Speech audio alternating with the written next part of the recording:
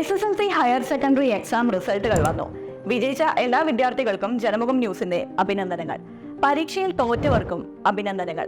ഇതെന്താ തോറ്റവർ വിഷ് ചെയ്യുന്നതെന്ന് നിങ്ങൾക്ക് സംശയം തോന്നിയെങ്കിൽ നിങ്ങൾ പരീക്ഷയിലേ തോറ്റിട്ടുള്ളൂ, ജീവിതത്തിൽ അല്ല. പരീക്ഷ നിങ്ങൾക്ക് വീണ്ടും എഴുതിയെടുത്ത് വിജയിക്കാൻ ഇനിയും അവസരങ്ങളുണ്ട്. കുറച്ചു ദിവസം മുമ്പ് SSLC പരീക്ഷയിൽ തോൽക്കുമെന്ന ഭീതിയിൽ ജീവനൊടുക്കിയ മലപ്പുറം ഒതളൂർ സ്വദേശിനി നിവേദിത എന്ന വിദ്യാർത്ഥിനിക്ക് കഴിഞ്ഞ ദിവസം റിസൾട്ട് വന്നപ്പോൾ പരീക്ഷയിൽ മികച്ച വിജയമാണ് ലഭിച്ചത്. കഴിഞ്ഞ വെള്ളിയാഴ്ചയാണ് നിവേദിതയെ വീട്ടിൽ തൂങ്ങി മരിച്ച നിലയിൽ കണ്ടെത്തിയത്. പരീക്ഷയിൽ തോൽക്കുമെന്ന ഭയത്താലാണ് ജീവൻ ഒടുക്കുന്നതെന്ന് എഴുതിവെച്ച ശേഷമാണ് നിവേദിത ആത്മഹത്യ ചെയ്തത്. ഈ വാർത്ത വളരെ ദുഃഖകരം തന്നെ. ജീവിതത്തിൽ പലപ്പോഴായി നമ്മെ ആക്രമിക്കുന്ന ഒരു ശത്രുവാണ് ഭയം. ഭയത്തെ അതിജീവിക്കുക എന്നത് ജീവിതത്തിന്റെ നേട്ടങ്ങൾ കൈവരിക്കാൻ അനിവാര്യമാണ്. ചില വിദ്യാർത്ഥികൾക്ക് പരീക്ഷയെ ഭയമാണ്. ചിലപ്പോൾ അധ്യാപകരെയായിരിക്കും അവർ ഭയപ്പെടുന്നത്, ചിലപ്പോൾ അവരുടെ ശത്രു ചില ടോക്സിക് ആയ പാരന്റ്സ് ആയിരിക്കും. നമ്മുടെ ജീവിതത്തിലും ഭയത്തെ അതിജീവിക്കാനുള്ള മാർഗം ഭയത്തെ തിരിച്ചറിയുക എന്നതാണ്. രണ്ടാമതായി ആ ഭയത്തിലേക്ക് എടുത്തു ചാടാൻ തയ്യാറാവുക എന്നതാണ്. പ്രശ്നങ്ങളെ നേരിടാതെ ഭയം ഇല്ലാതാക്കാനാവില്ല. ഭയത്തെ കീഴടക്കി വിജയിച്ചവരോട് സംസാരിക്കുക. ഇങ്ങനെ സ്വയം തിരിച്ചറിവ് നേടിയാൽ ഭയത്തെ മറികടക്കാനും വലിയ നേട്ടങ്ങൾ സ്വന്തമാക്കാനും സാധിക്കും.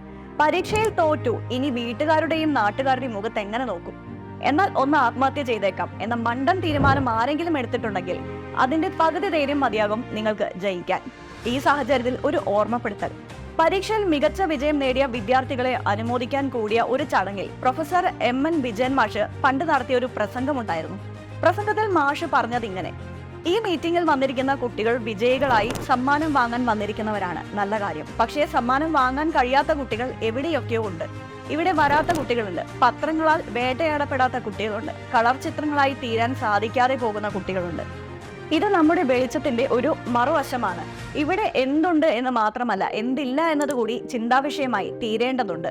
ജയിച്ചവരെ കാണുമ്പോൾ തോറ്റവരെവിടെ എന്ന അന്വേഷണം നമ്മുടെ സമൂഹത്തിൽ പ്രസക്തമായി തീരേണ്ടതുണ്ട്.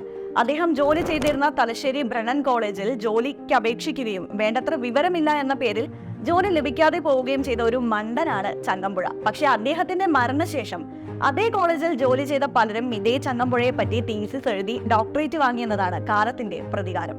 ഗാന്ധിജി എല്ലാ ക്ലാസ്സുകളിലും ഒന്നാമൻ ആയിരുന്നില്ല. ഐൻസ്റ്റീനും എല്ലാ ക്ലാസ്സുകളിലും ഒന്നാമനായിരുന്നില്ല. SSLC മുതൽ എഴുതിയ എല്ലാ പരീക്ഷകളിലും തോറ്റ വ്യക്തിയാണ് ഇടപ്പള്ളി രാഘവൻ പിള്ള.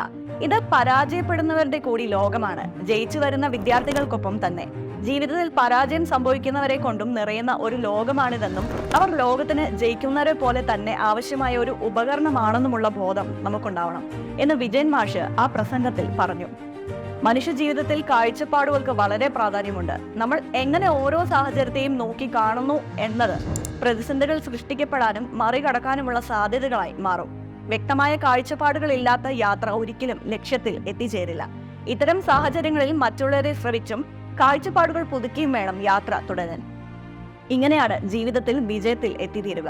ഇങ്ങനെ കൃത്യമായ കാഴ്ചപ്പാടുകൾ ഇല്ലാതെ എടുക്കുന്ന തീരുമാനങ്ങൾ നമ്മുടെ മുന്നോട്ടുള്ള യാത്രയ്ക്ക് തടസ്സമായി തീർന്നേക്കാം. അതുകൊണ്ട് മറ്റുള്ളവരുടെ കാഴ്ചപ്പാടുകൾ അംഗീകരിച്ചും ബഹുമാനിച്ചും വേണം വിജയത്തിലേക്ക് നീങ്ങേണ്ടത്. ഒരിക്കൽ കൂടി പരീക്ഷയിൽ വിജയിച്ചവർക്കും തോറ്റവർക്കും ജനമുഖം ന്യൂസിന്റെ അഭിനന്ദനങ്ങൾ.